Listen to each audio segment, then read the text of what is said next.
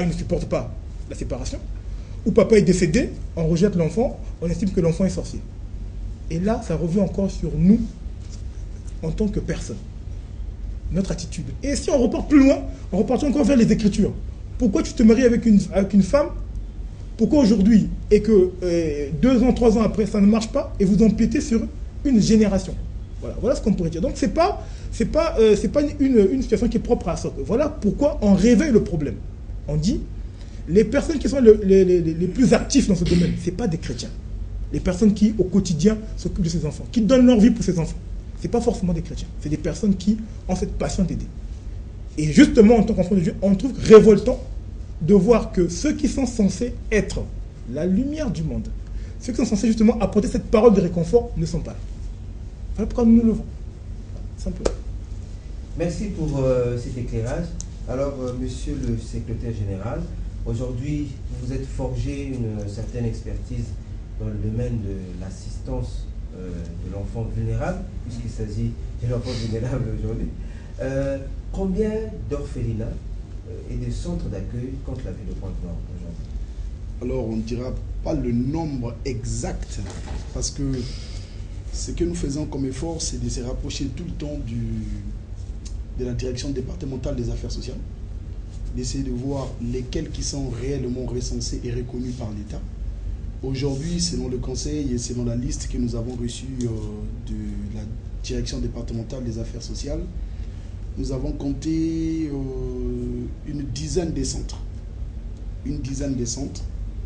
Et en suivant la télé, on a quand même suivi, il y a d'autres centres qui se sont manifestés en disant qu'ils étaient reconnus par l'État et qu'ils attendaient de l'aide de tout un chacun. Ça nous, au fait, c'est notre domaine et au fait, ça nous concerne. Mais aujourd'hui, d'une façon ou d'une manière concrète, je vous dirais, on a une dizaine de centres reconnus par l'État. Et les autres qui se sont manifestés, nous approcherons d'eux, nous allons voir s'ils ont des récépissés et on repartira vers la direction départementale des affaires sociales pour vérifier et on les comptera aussi dans le nombre de nos partenaires. Aujourd'hui, selon ASOC, il y en a une dizaine.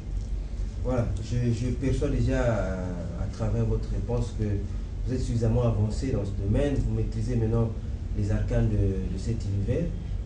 Il y a quand même une question qui se pose au niveau de la ville, même au-delà de la ville de Pointe-Noire, c'est la reconnaissance de la qualité de l'enfant vulnérable.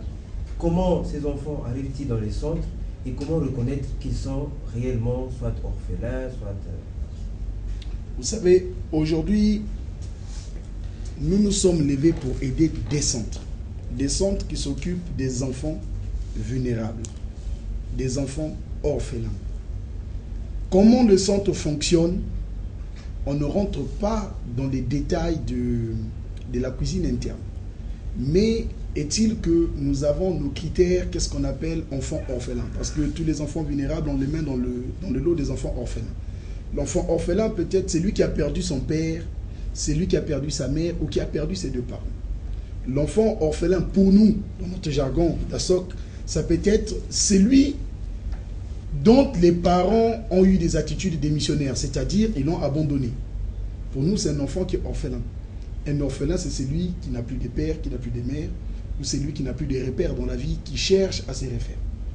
Maintenant, les critères des choix d'orphelins dans les centres, pour l'instant, ce domaine, on n'y rentre pas trop, parce qu'on a plusieurs choses d'abord à faire en amont, et en aval, on saura quels seront les critères et comment travailler avec ces centres pour découvrir. Monsieur le Président. J'apporterai un petit éclaircissement sur ce que le secrétaire général vient de dire. Il est important d'abord de savoir comment ces enfants arrivent dans les centres. Nous avons dans les orphelinats et centres d'accueil de Pointe-Noire différentes missions. Là, je parle des centres en tant que tels. Je prends un exemple comme le SAMU social. Le SAMU social, par exemple, est un de nos partenaires. Mais c'est un centre qui est spécialisé quasiment dans la descente sur le terrain pour aller conscientiser l'enfant qui est en rue. Une fois qu'on prend cet enfant, on le ramène en centre d'accueil. Là, je parle du SAMU, par exemple. Et on essaie de voir, est-ce que l'enfant a des parents qui existent? Est-ce que les parents sont encore en vie? Si c'est oui, pourquoi l'enfant est dans la rue? Une fois qu'on a trouvé pourquoi l'enfant est dans la rue, on essaie de voir, est-ce qu'on peut refaire un lien entre l'enfant et ses parents? Et nous, au niveau de la SOC, nous l'avons déjà fait par la grâce de Dieu. C'est-à-dire que nous avons pris l'enfant, nous sommes allés voir ses parents pour dire, papa, c'est mieux que l'enfant reste avec vous. Voilà les problèmes qui a occasionné sa venue en rue. Mais ce n'est pas automatique. Il faut préparer et l'enfant et les parents. Parce que souvent, il y a des problèmes de sorcellerie, souvent, enfin, des problèmes dits de sorcellerie, je précise. Si la liaison se fait, l'enfant repart en famille. Gloire à Dieu. Si ça ne se fait pas, à ce moment-là, le SAMU, par exemple, une fois que l'enfant est resté entre 2 semaines à 6 mois, donc l'enfant l'a resocialisé, il a repris vie en communauté, on essaye de trouver un centre partenaire, comme Espace Enfant, comme Amour de Dieu, comme Don Bosco. Le problème, c'est que les centres partenaires sont limités. Donc, même s'ils veulent, ils ne peuvent pas prendre. Voilà pourquoi nous, on intervient. Voilà pourquoi nous, justement, on est là pour soutenir ces centres, pour essayer tant bien que mal de trouver des solutions pour essayer d'avancer. Par contre, il y a d'autres centres où les enfants arrivent directement. Je prends par exemple Amour de Dieu. Il y a des enfants qui, un bon matin, ils arrivent au niveau du centre en situation de difficulté. S'il y a de la place, à ce moment, la dame, elle prend l'enfant et elle essaie de le replacer. S'il n'y a pas de place, elle ne peut rien faire. Hein, voilà un peu, de façon grosso modo, hein, les différents types que l'on croise. Soit l'enfant, il vient tout seul, mais soit on va dans la rue en essayant de le conscientiser pour qu'il accepte de revenir. Et des fois, ça se fait bien, des fois, ça se fait moins bien. Et dans ce domaine, il faut ajouter qu'il y a par exemple le CIMSES. Eux, ils ont une autre vocation. La vocation du CIMSES, c'est d'aller chercher les enfants en rue. Ce sont eux qui vont négocier avec les enfants pour les ramener chez eux. Donc, ils n'arrivent pas par hasard. Ma question va s'adresser aux responsables logistiques et événements. Une année, mais un précieux capital de connaissances dans le domaine dans l'appréhension des problèmes de l'enfant vulnérable. Aujourd'hui, vous êtes dans la société, vous êtes en train de voir des footballeurs devenir des entraîneurs parce que initiés officiels de ce métier ou de ce domaine. Pourquoi, au niveau de la SOC, ne pas aller au-delà de votre vocation, c'est-à-dire un jour avoir aussi un orphelinat? Est-ce que c'est envisagé? Bien, tout à l'heure, nous cessons de vous dire que nous faisons des choses selon un plan préétabli. C'est un appel. Aujourd'hui, Dieu nous appelle justement à apporter notre assistance aux enfants en rupture qui se trouvent dans les centres. Demain, on ne dit pas que c'est impossible, on ne dit pas aussi que c'est possible, mais selon ce que Dieu voudra faire avec ces instruments que nous sommes pour aller vers la construction d'un orphelinat, on le fera. Pour l'instant, eh bien, nous focalisons sur l'assistance des enfants en rupture qui se trouvent dans les centres en les apportant l'évangile. Parce qu'au-delà de l'assistance, que ce soit financière, matérielle ou encore nutritionnelle, nous avons derrière l'évangile que nous apportons. Nous disons à ces enfants qu'ils ne sont pas orphelins, qu'ils le pensent. Ils ont un Père qui est dans les cieux, qui se manifeste avec son amour en les apportant leur assistance. Voilà l'objectif fondamental. Sinon, le basique de l'assistance d'ASOC. Au-delà, cela va de soi, nous sommes des esclaves de Dieu. Si dans ses desseins, il dit, mes enfants, il faut construire un orphelinat, et nous allons nous atteler justement à cet ouvrage-là, tout en sachant que Dieu, lorsqu'il donne une mission, il prévoit la provision. Notre Dieu, il est fidèle et il est bon. Donc pour l'instant, la question de se doter d'un orphelinat n'est pas à exclure dans la mesure où, pour l'instant, elle n'est pas à l'ordre du jour. Et avec le secrétaire général, vous savez, tout on discute, on essaie de regarder un peu le futur. Cette question est déjà revenue parce que beaucoup de gens nous ont déjà posé cette question. Et avec le secrétaire général, la commission qu'on avait sur le cœur, c'était de dire, c'est pas le même travail. Aujourd'hui, nous, ce que nous sommes en train de faire, nous sommes en train de rassembler un peu, de focaliser un peu les centres dans la même direction, en montrant à tout un chacun ce que lui n'a pas et que l'autre a. Et aussi, nous sommes en train de regarder les autres départements. Donc, si aujourd'hui, à l'instant T, on s'avance à la construction d'orphelinats, alors qu'il y a des centres qui le font déjà bien, et qui n'est pas notre vision première, le risque est grand de se détourner. Donc, on n'a pas exclu l'idée dans un futur. Mais on se dit que pour l'instant, quand on regarde l'échelle qu'il y a au niveau de ces centres, il y a du travail et des gens qui sont déjà compétents pour le faire. Donc, autant mieux soutenir ceux qui sont en train de démarrer justement ce type de projet. Et ça reste de notre vision que de maintenant chercher à essayer de nous orienter à autre chose. Et parce qu'avoir un orphelin, ça veut dire quoi? Ça sous-entend vous occuper des enfants. Ça sous-entend rentrer dans l'éducation. Ça sous-entend les suivre. Et vous n'aurez peut-être pas forcément le temps d'aller voir une autre personne. Alors qu'aujourd'hui, les gens qui le font déjà bien, continuent à les soutenir. Et en plus, qu'il y a d'autres... les centres, au fait, ils ne se rendent pas compte de la complémentarité qu'il peut y avoir. Aujourd'hui, nous nous focalisons d'abord dans le sens d'aider, comme a dit le président, mais aussi un travail est en train de se faire parce que nous avons remarqué que ces centres, en réalité, sont complémentaires, mais sont pourtant qu'ils ne le sachent. Ils ne se rendent pas compte qu'au fait, ils peuvent faire un grand réseau et qui peut bien prendre un enfant du nourrisson jusqu'à l'adulte. C'est possible. Donc voilà, nous nous focalisons d'abord là et puis bon, on ne peut pas limiter non plus Dieu. Le problème, s'il faut d'un jour qu'il faut faire un orphelinat, mais écoutez, on le fera, mais pas pour l'instant dans nos objectifs. Alors, chers invités, à travers toutes ces explications, de la première à la dernière question, vous avez peut-être suscité des vocations. Si quelqu'un veut adhérer, veut faire partie de la SOC, est-ce qu'il y a des frais à payer? L'adhésion à SOC est gratuite. L'adhésion, c'est très simple. On demande aux personnes qui veulent adhérer à SOC, premièrement, de comprendre, de lire et de comprendre les statuts et règlements intérieurs de la SOC.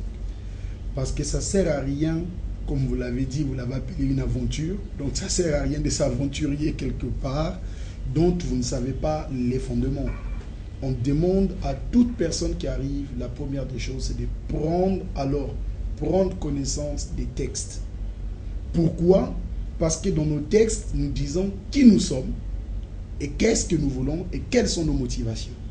Et quelle est la conduite à tenir quand on fait partie de ce groupe. Adhérer, c'est simple. Une fois que vous avez lu les textes, si ça vous convainc et vous trouvez que c'est normal, je peux participer sur cette action ou je peux partager la même vision, vous remplissez une fiche d'adhésion. Après avoir rempli la fiche d'adhésion, dans la fiche d'adhésion, il y a plusieurs questions qui nous permettent de savoir quelles sont les motivations de la personne. Une fois qu'elle a rempli, par rapport à ses motivations, mais on l'acceptera en lui disant, voilà, à partir d'aujourd'hui, vous êtes membre d'un SOC ou vous êtes donateur, parce que dans les fiches d'adhésion, il y a une précision. Dans les textes, il y a une différence entre membre actif et membre donateur. Et dans les fiches d'adhésion, on vous poserait la question, est-ce que vous voulez être membre actif ou vous voulez être membre donateur? Une fois que vous l'avez fait, dans nos textes, il est aussi dit qu'il y a une cotisation mensuelle qui n'est pas définie, que chacun donne selon qu'il a résolu dans son cœur, sans contrainte ni tristesse, car Dieu aime celui qui donne avec joie. 2 Corinthiens 9, le verset 7. Mais on prend le verset 7, on peut revenir d'abord au verset 6, on dit aussi aux gens qui viennent, nous savons pourquoi nous donnons, car il est écrit, celui qui moissonne peu, récoltera peu, et celui qui sème peu, moissonnera peu, et celui qui sème beaucoup, moissonnera beaucoup. Donc, de la qualité de votre sémence dépendra la qualité de votre récolte, c'est elle, dit la parole de Dieu. Nous ne forçons personne de donner un montant, l'adhésion elle est gratuite, les cotisations sont volontaires, mensuelles, mais au gré de la personne qui veut donner pour satisfaire à son Dieu. Il y a quand même un paradoxe, si j'ose ainsi l'appeler, il y a quand même un paradoxe à éclairer. Le niveau des contributions n'est pas plafonné, oui, mais vous faites des choses en grand. Finalement, comment financez-vous vos actions? Monsieur Massamba, vous savez, j'aime bien discuter avec vous parce que vous trouvez toujours des questions pertinentes pour essayer de nous bouger un peu. Le secrétaire général a présenté le type de fonctionnement de la SOC en tant que membre. Et je sais que votre question, c'est comment vous arrivez à avoir ces sommes impressionnantes d'argent. Au niveau de la SOC, nous avons des principes. Et quand le secrétaire général dit, par exemple, celui qui sait un peu moissonne peu, mais en fait, quand tu sèmes, tu moissonnes. Qui moissonne? C'est toi qui moissonnes. En fait, nous, on a compris au niveau de la SOC qu'au-delà de donner à l'orphelin, en fait, tu te bénis toi-même. C'est-à-dire que en bénissant l'autre, en fait, Dieu te bénit toi. C'est un principe. Et justement, c'est encore une question de foi. Je suis désolé, M. Massamba, mais le mot foi va toujours revenir. C'est une question de foi. Au niveau de la SOC, nous avons pris des exemples et nous l'expliquons à nos membres par la grâce de Dieu un peu tout le temps. On a dit ceci. Nous sommes inspirés d'une histoire dans la Bible qui révèle un peu notre action. Nous, on dit le principe des fourmis. Quelqu'un peut me dire encore, mais c'est quoi cette invention? Ce n'est pas de l'invention. Nous avons tiré de la Bible des principes pour fonctionner. Ce principe dit quoi? Il est inspiré de Proverbe 6, c'est-à-dire Proverbe au chapitre 6 au verset 6. Ce verset dit « Va paresseux vers la fourmi, observe ses voies et devient sage. Elle n'a ni maître ni inspecteur, elle amasse sa nourriture en été pour se nourrir en hiver. » La fourmi, sans pourtant qu'on ne lui oblige, a comme particularité d'amasser en été pour se nourrir pendant les jours difficiles. Mais quand on regarde la fourmi, c'est un animal insignifiant. Mais quand vous observez une colline de fourmis, ils sont capables de soulever mais un poids quasiment 1000 fois leur taille. Nous sommes partis du principe que chacun de nous a un battement de cœur. Nous n'avons pas les mêmes contraintes financières, nous n'avons pas les mêmes charges tous les mois. Mais si chacun nous donne du sien, ajouté au nombre, on est inarrêtable, imbattable. Nous sommes aujourd'hui, par exemple, au niveau de la SOC, une centaine. Imaginez-vous un peu, quand on a par exemple un cahier de charge de par exemple 1 million, 1,5 million, 100 personnes, si chacun nous met du sien,